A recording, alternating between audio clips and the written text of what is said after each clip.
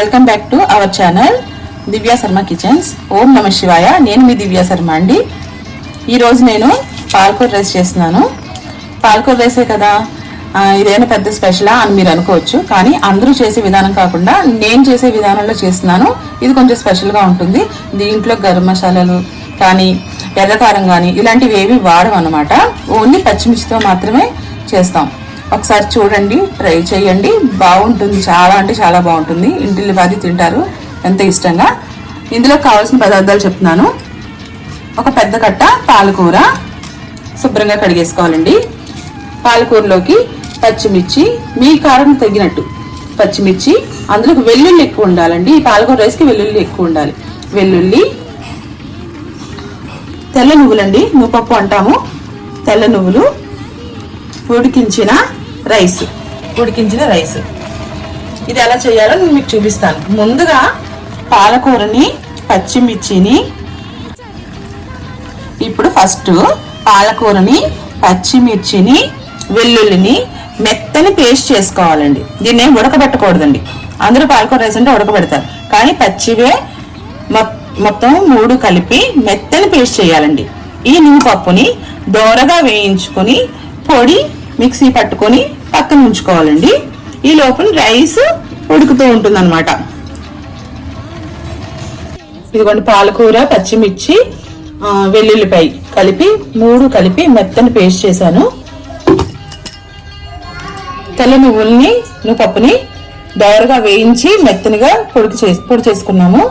ఇప్పుడు ఏం చేయాలంటే, ఇప్పుడు స్టవ్ మీద బాండి పెట్టి ఈ మెత్తగా పేస్ట్ చేసుకున్న పాలకూర ఉంది కదా, దాన్ని ఇందులో వేసేసుకోవాలి.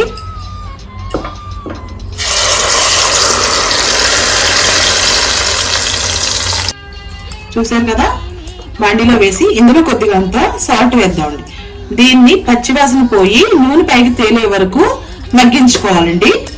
పాలకూర పేస్ట్ ని బాగా పూర్తిగా పచ్చివాసన పోవాలండి. పచ్చివాసన పోయి నూనె పైకి తేలాలండి బాగా. ఇది మాత్రం ట్రై చేయండి. ఒక్కొక్కరిదే ఒక తీరులో ఉంటుంది. ఇది నా తీరులో చేస్తున్న పాలకూర రైస్. తప్పకుండా చూడండి, చూస్తే చాలా బాగుంటుంది. ట్రై చేయండి, ఫస్ట్ ట్రై చేయండి, చాలా బాగుంటుంది. ట్రై చేసి కామెంట్ సెక్షన్లో కామెంట్ చేయండి. నూనె తేలుతాం కదండి పాలకూర మీద, ఇంకొంచెం సేపు మగ్గాలి. ఇంకొంచెం వస్తుంది, ఇంకొంచెం పచ్చివాసన వస్తుంది. మళ్ళీ ఒకసారి మూత పెట్టేద్దాం. ఈ లోపుగా మనం ఇంకో బాండి పెట్టుకుని అందులో పోపు వేసుకుందాం. అంటే పల్లీలు,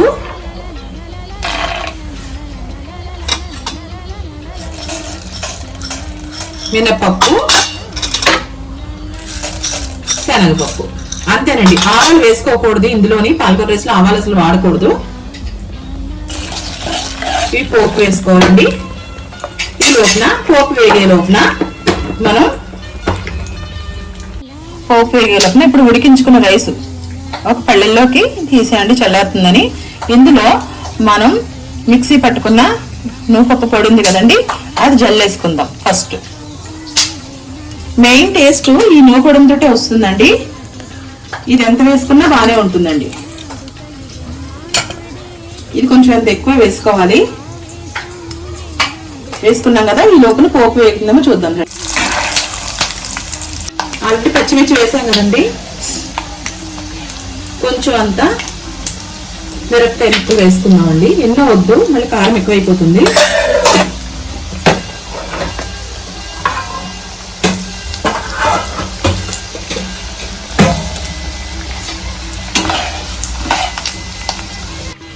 ఇప్పుడు దోరగా వేగిపోయిందండి పోపు. ఇదిగో దోరగా వేగిపోయింది. ఈ అన్నంలోకి వేసేసుకోవాలండి. వేసుకొని మొత్తం అంతా ఒక్కసారి కలిపేసుకోవాలి.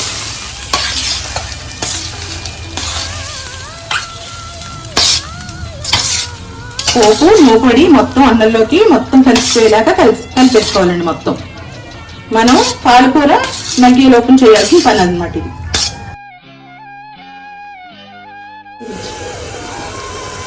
చూసారా, నూనెలా తేలిపోయింది, పచ్చివాసన పోయింది పాలకూరలో. ఇప్పుడు దీన్ని అన్నంలో కలిపేసుకుందామండి. ఇప్పుడంతా అన్నంలోకి మొత్తం అంతా కలిపేసుకోవాలండి.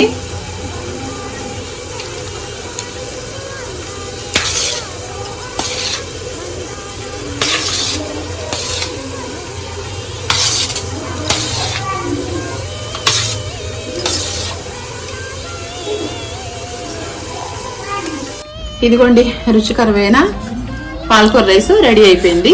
చూసారు కదా, చాలా బాగుంటుందండి, రుచిగా ఉంటుంది, అందరూ బాగా తింటారు. మీరు కూడా ట్రై చేయండి. ట్రై చేసి కామెంట్ చేసి లైక్ చేసి షేర్ చేయండి, సబ్స్క్రైబ్ కూడా చేయండి. ఓం నమః శివాయ. ఉంటానండి. నేను మీ దివ్య శర్మ.